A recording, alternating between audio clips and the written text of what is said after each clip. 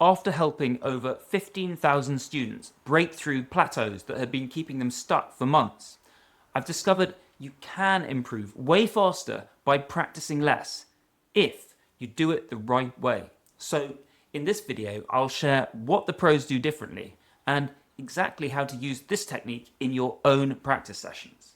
But we need to start by understanding the big mistake that keeps almost every musician stuck. They confuse practice mode with learning mode.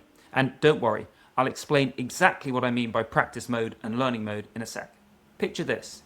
You're hacking your way through a jungle. You want to get somewhere fast, right? But unless you've actually made a path, running just means you'll go smack into a tree. You can't sprint down a trail that doesn't exist yet, and yet that's what most musicians are doing every single day. You see, practice mode is like walking up and down a path you've already cleared, making it smoother, faster, more automatic. While learning mode is machete in hand, hacking out a brand new route. And most musicians start sprinting through the undergrowth way too soon, when what they really need to do is stop, carve out the right path, and then start running. So here's how you can tap into the awesome power of learning mode and finally unlock the rapid progress you're capable of. But this only works if you get the details right. And that's why I've created a simple checklist you can print out or keep on your phone and use before every session. So grab that at the link below. Now, let's quickly get clear on what I mean by practice mode and learning mode. Practice mode is improving something you can already do. So moving along an existing pathway faster and smoother. Learning mode, on the other hand, is creating pathways in your brain for the first time. It's how you gain the ability to do new things or master new pieces.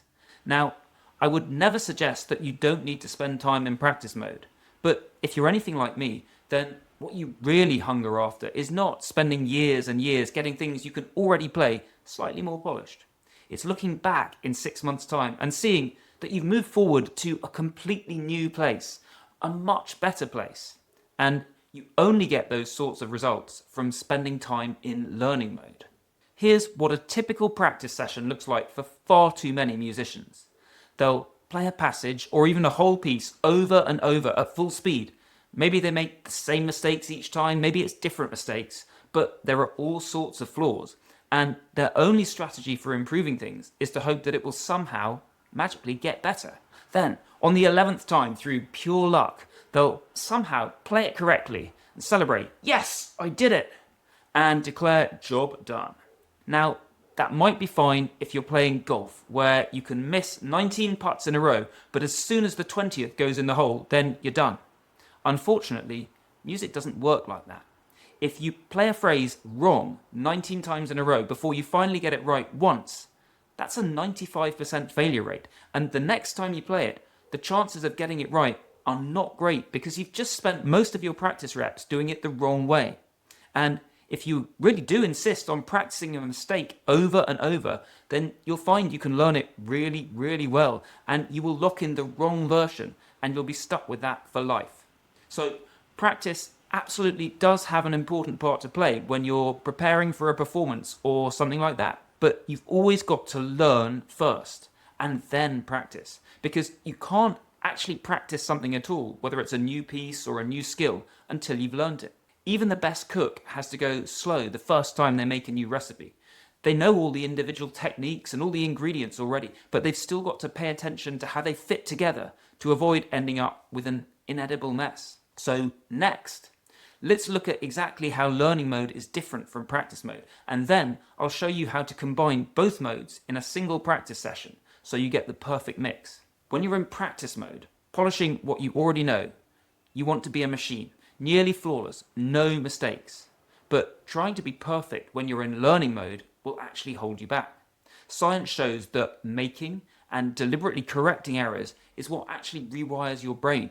And that's how you level up. You see, you learn best just outside your comfort zone, where you're able to play things correctly about 8 times out of 10. And that is the sweet spot. Challenging, but still possible if you focus. Think of it like the gym. If the weights are too light, you're just waving your arms around. But if they're too heavy, you're literally pinned to the floor. You want just heavy enough to grow stronger.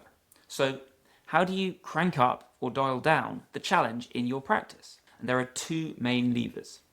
If you're making too many mistakes, break the music down into smaller sections or slow down the tempo. But if it's too easy, try bigger sections or a faster tempo. And make sure you don't treat every section the same.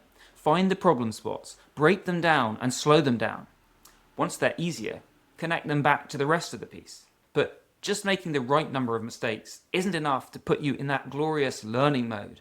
You've got to stay curious and be actively engaged rather than just repeating things mindlessly. Think like a scientist, experiment, test, and problem solve. Try things like looping a tough bar, using just one hand at a time, or recording yourself and then listening back. But now that you know what learning mode looks like, how do you combine it with practice mode for the best results? And there is no single perfect formula. It's going to depend on your situation and your goals. But here's a method that works for me and many of my students. Start each session in learning mode. Tackle new pieces or skills that push your abilities forward in the long term. And then finish in practice mode. Review and polish material that you already know. This keeps your repertoire fresh. It prepares you for performances, and it also lets you end on a high note. When you do things this way round, you hit the hardest, most focused work while your mind is fresh, and then wrapping up with familiar material boosts your motivation and your enjoyment. You'll usually want to spend most of your session in learning mode, with maybe about 20% at the end for review.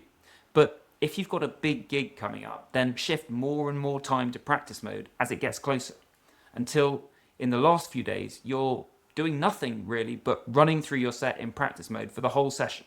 And when you do things this way, you'll get better much faster while practicing less. So to make this really easy, I've created a quick checklist you can use before every practice session to get the key details right. Just print it out and stick it to your music stand or keep it on your phone.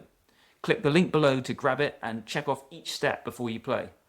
It only takes a few seconds, but it could mean you learn twice as much in every practice session. So it's really worth taking the tiny bit of effort to use the checklist. But there's one more piece to the puzzle, because all that progress in practice means nothing if you can't deliver when it matters most. So watch this video next, where I share the tips I've used to help thousands of students consistently play their best when they perform.